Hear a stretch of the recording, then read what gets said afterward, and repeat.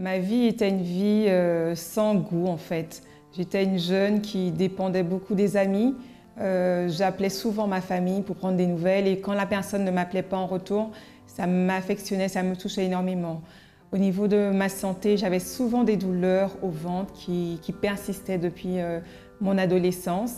Au niveau professionnel, pareil. Au départ, tout allait bien et puis tout s'écroulait. Dans la vie sentimentale, pareil. Rien n'allait. Au départ, tout était rose et subitement, tout s'écroulait. Donc, au fond de moi aussi, j'avais une solitude. Je pouvais être entourée d'amis, mais dans tout le groupe, je me sentais vraiment seule intérieurement. Je pouvais sourire, mais au fond de moi, je n'avais pas vraiment ce bonheur, cette paix, cette joie de vivre. Je cherchais toujours à dépendre de quelqu'un, même pour prier. Il fallait que je demande à quelqu'un de prier pour moi. Voilà, je n'avais pas cette force de me battre. J'étais découragée, j'étais négative, je n'avais pas de vision. Je ne savais pas vraiment quoi faire de ma vie. Je touchais à beaucoup de choses dans les domaines professionnels, mais je n'arrivais pas vraiment à savoir ce que je voulais faire. Je n'avais pas de projet professionnel, ni projets familiaux, rien. J'étais là sans être là, quoi. Pourtant, j'avais tout pour être heureuse. Une grande famille, un travail, une voiture. Mais il me manquait beaucoup de choses à l'intérieur de moi. J'ai connu le centre d'accueil. J'étais partie en vacances en Guadeloupe, chez moi. Et je passais devant l'église. Nous étions en voiture. La personne avec qui j'étais me disait que l'église n'était pas bonne. Vu que je cherchais déjà Dieu dans ma vie, je me suis lancée, j'ai été curieuse de connaître cette église qui était censée pas être bonne. Je suis rentrée, j'ai écouté, pour moi tout était nouveau. J'ai commencé à faire des chaînes de prière, des choses que je ne connaissais pas. J'ai appris à jeûner, j'ai appris à connaître Dieu parce que pour moi je connaissais et lorsqu'il m'arrivait des choses négatives, je pensais que c'était Dieu qui me punissait.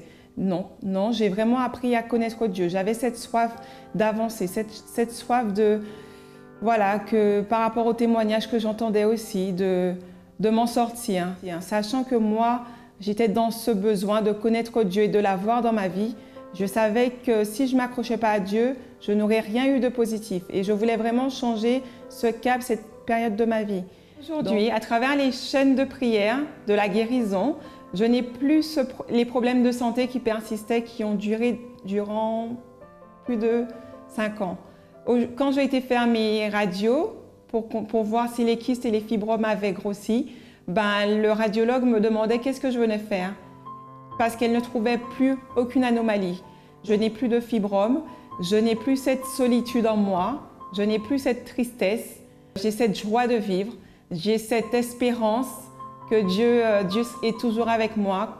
Je positive, je me donne des objectifs.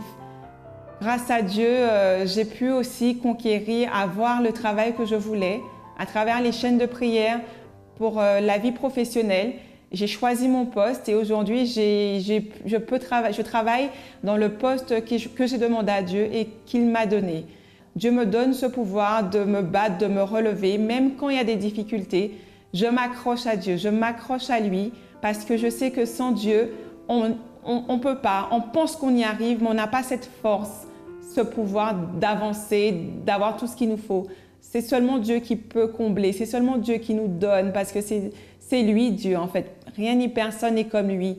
Alors aujourd'hui, voilà, je m'accroche à Dieu parce que c'est l'unique source, l'unique espoir pour réussir pour tous ceux qui veulent persévérer dans le bon chemin.